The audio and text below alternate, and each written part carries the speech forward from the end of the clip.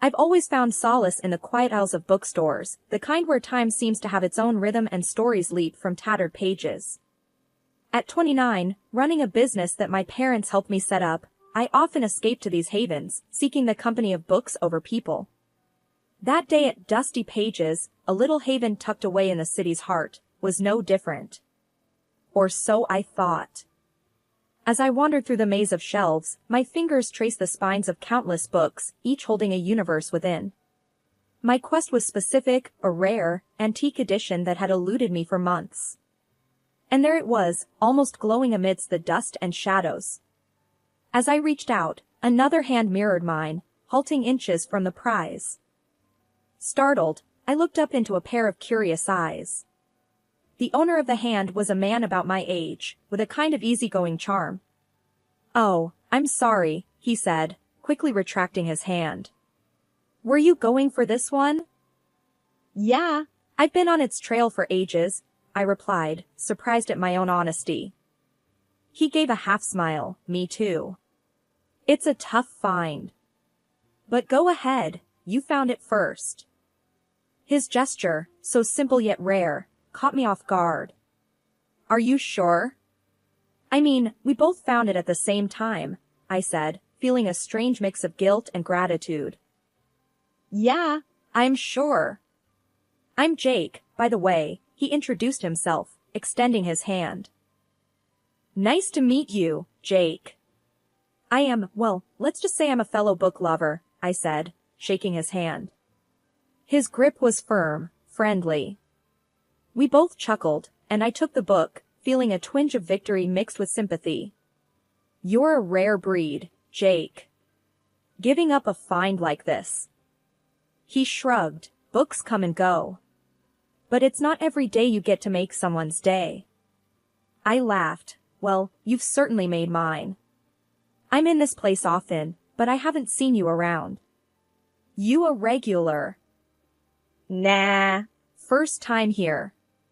I usually stick to the tech world, but there's something about old books, you know?" I nodded, understanding all too well. We found a corner table amidst the stacks and started talking about books, life, and everything in between. He was easy to talk to, a listener with stories of his own. He was curious about my business, but I dodged the topic, not ready to delve into the whole successful businesswoman with family support narrative just yet. Hours slipped by like minutes as we talked. I learned about his tech job, his love for hiking, and his surprisingly good taste in old movies. In turn, I shared my love for antique books, my random adventures, and my guilty pleasure of bad reality TV shows. As the bookstore began to dim its lights, signaling closing time, we exchanged numbers. "It was really great meeting you, Jake. Maybe we can do this again, talk more about books, or anything else," I said, feeling a connection I hadn't anticipated. "Absolutely," he replied, his smile genuine. "I'll hold you to that. And maybe next time, I'll find the book first." After several months of dating Jake, the inevitable happened, meeting his family. He'd warned me about them, how they were a bit, well, let's just say they had their quirks.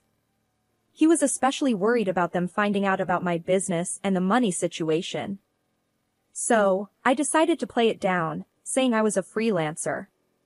Just a simple girl writing articles, nothing fancy. We drove to his parents' house one Sunday. It was a modest home, the kind that had seen better days. The moment we walked in, I felt the weight of their eyes sizing me up. "Mom, Dad, this is..." Jake started. "I'm Sarah," I cut in, offering a smile that felt more like a shield. His mom, a stern-looking woman with a permanent frown, gave me a once-over. "Sarah, huh? And what is it you do?" "I'm a freelance writer.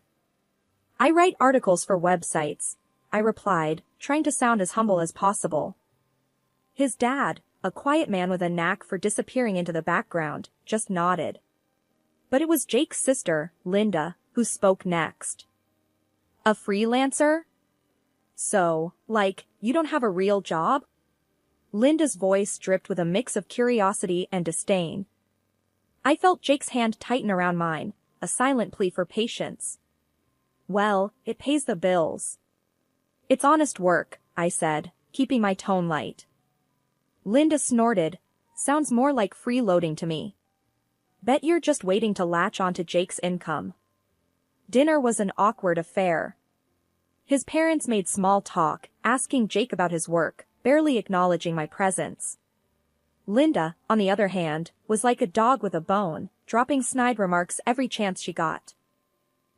So, Sarah, freelancing must be tough. Bet you don't get to go on fancy trips or buy nice things, Linda said, her eyes sharp. I forced a laugh. Oh, you know, I manage. I like simple things. Jake tried to change the subject, talking about a recent project he was working on. But Linda wouldn't let up. And what about kids? Planning on any? Or would that be too much for a freelancer to handle? She pressed on. I could feel Jake's frustration growing, mirroring my own. We haven't really thought that far ahead, he said, his voice tight. The rest of the evening passed in a blur of uncomfortable exchanges and forced smiles. Things started heating up after that awkward dinner with Jake's family.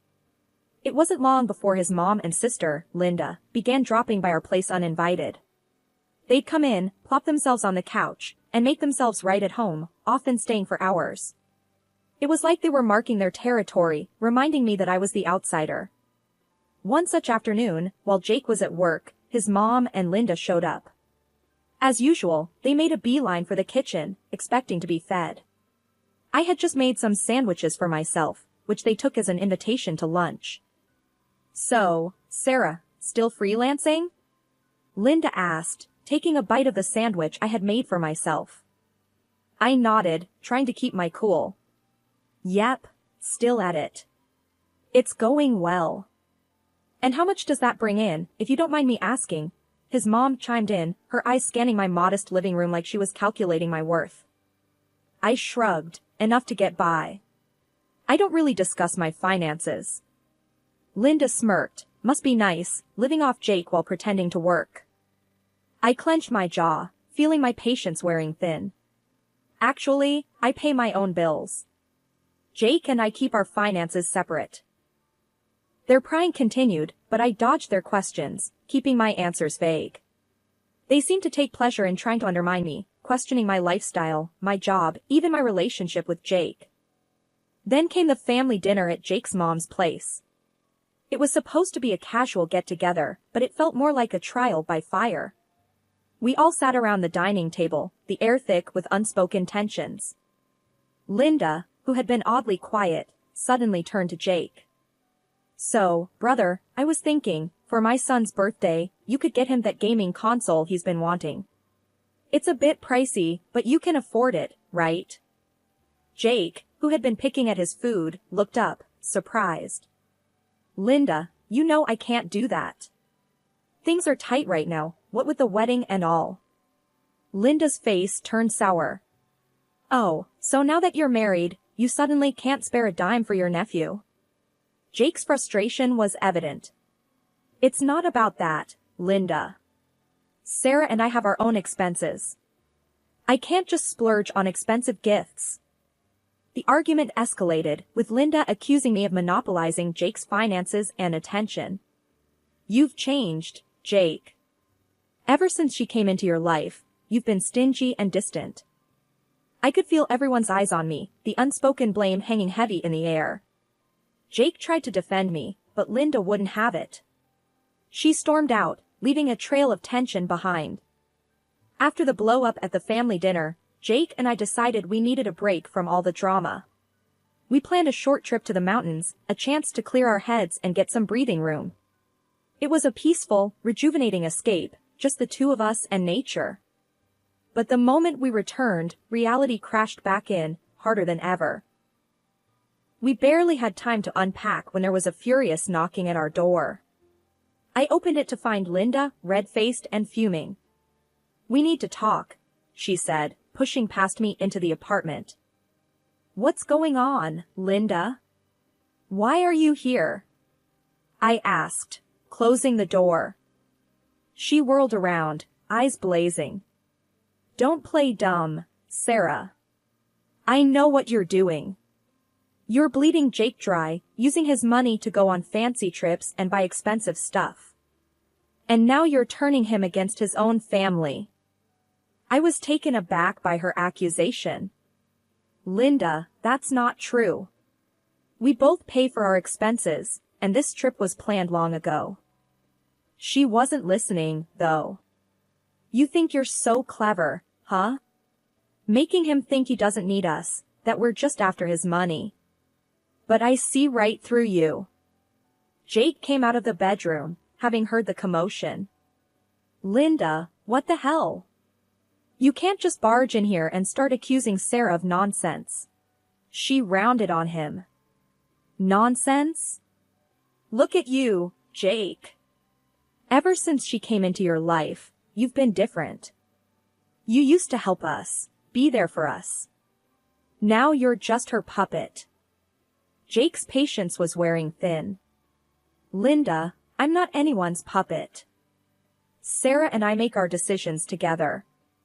And as for helping you, I can't keep bailing you out every time you have a financial problem. Linda's anger seemed to boil over. In a fit of rage, she swept her arm across the coffee table, sending my collection of antique books crashing to the floor.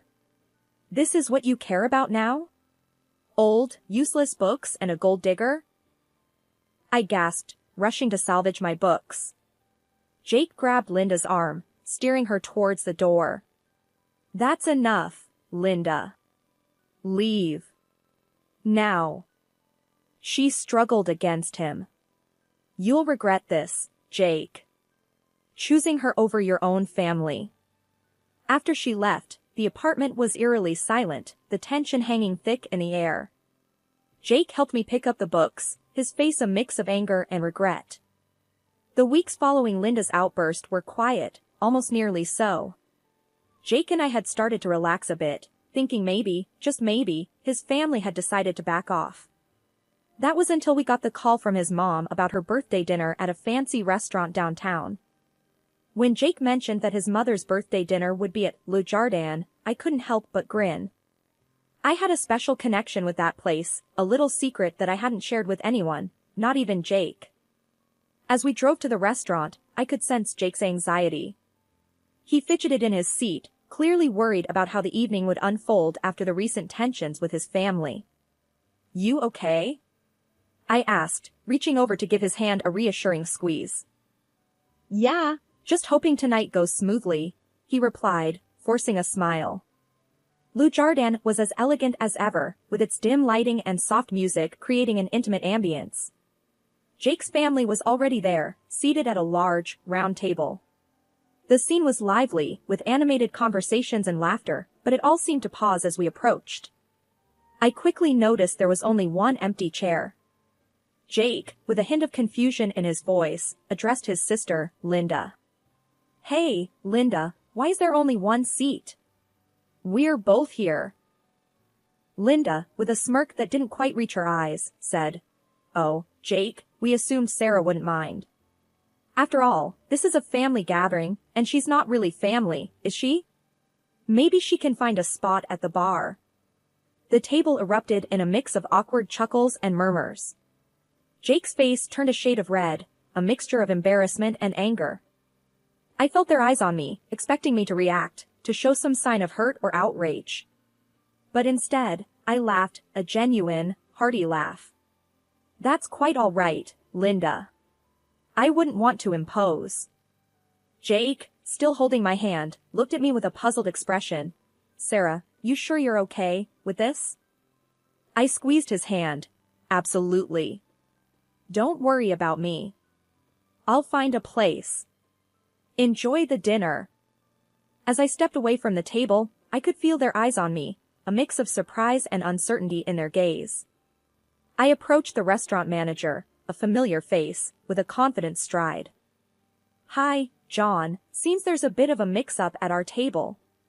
Could you find a spot for me? I asked, my tone light but firm. John's professional demeanor broke into a smile of recognition. Of course, Sarah.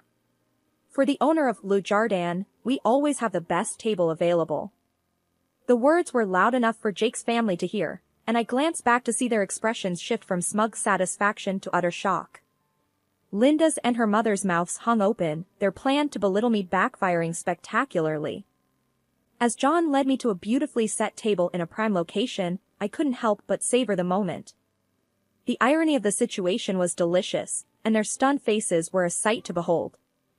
Sitting at my own VIP table at Le Jardin, I couldn't help but feel a mix of triumph and amusement. Jake sat across from me, his expression still a mix of shock and pride.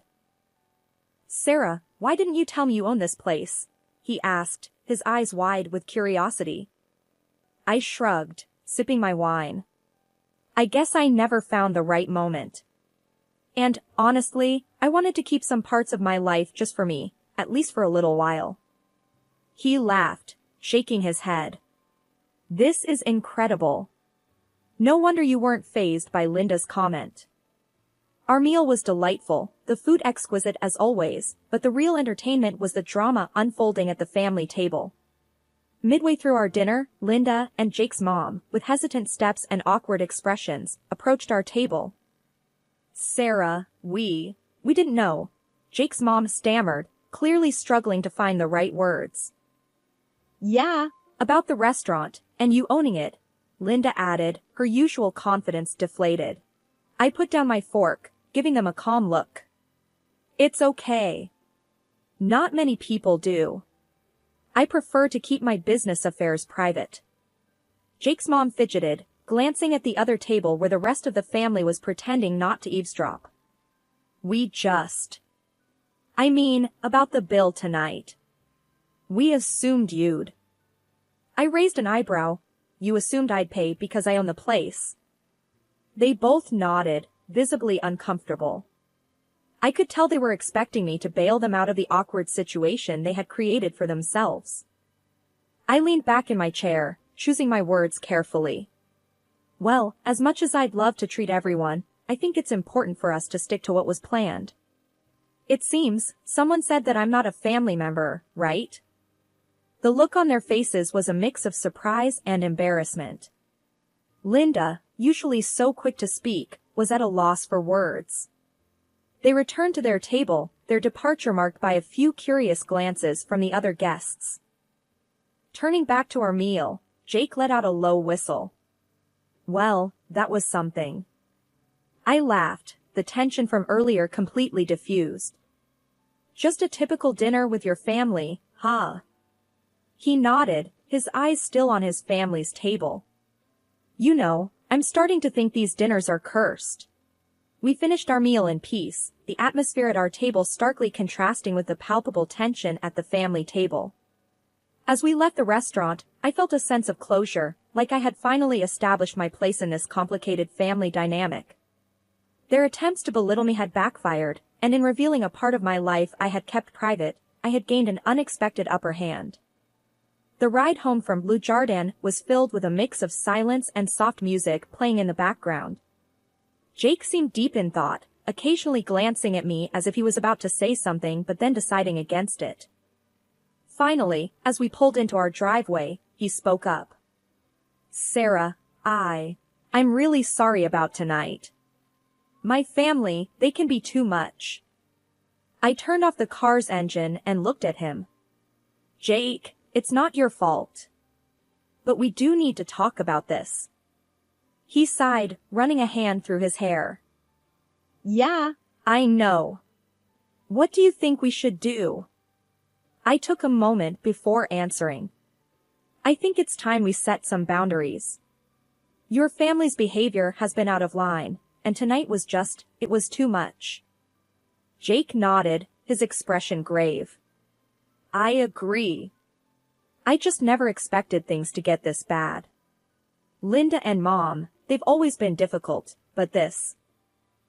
"It's not just about Linda and your mom," I interjected. "It's about respecting our relationship, our choices. They can't keep treating me, like this." Jake reached for my hand, squeezing it gently. "You're right. I'll talk to them. It's time they understand that they can't walk all over us. The following day, Jake made the call. I could hear bits and pieces of the conversation from the other room. His tone was firm, resolute. After he hung up, he came into the living room, looking somewhat relieved but also apprehensive. I did it. I told them we need space, that their behavior is unacceptable. They didn't take it well, but I think it's for the best. I got up and gave him a hug. Thank you, Jake. I know that wasn't easy. He hugged me back, tight. You're worth it. I should have done this a long time ago. The weeks that followed were surprisingly peaceful. No unexpected visits, no snide remarks, no drama. It was a relief, but also a bit surreal. One evening, as we were enjoying a quiet dinner at home, Jake looked up from his plate. You know, I've been thinking. Maybe this break from my family is a good thing. Gives us time to focus on us, on what we want. I smiled, reaching across the table to hold his hand. I've been thinking the same thing. It's nice, isn't it? Just being us, without all the noise. He nodded, a contented smile spreading across his face. Yeah, it really is. Cutting ties with Jake's family wasn't an easy decision, but it brought a sense of clarity and peace to our lives. It was a step towards prioritizing our happiness and well-being, a step that was long overdue. Sitting on our living room couch, Jake and I were enjoying a quiet evening. The room was filled with the soft glow of the lamp and the faint sound of a jazz record playing in the background. I couldn't help but reflect on the roller coaster of events that had unfolded in our lives recently. Jake, I started, breaking the comfortable silence. Do you ever think about how things would have been if we had just, I don't know, given in to your family's demands?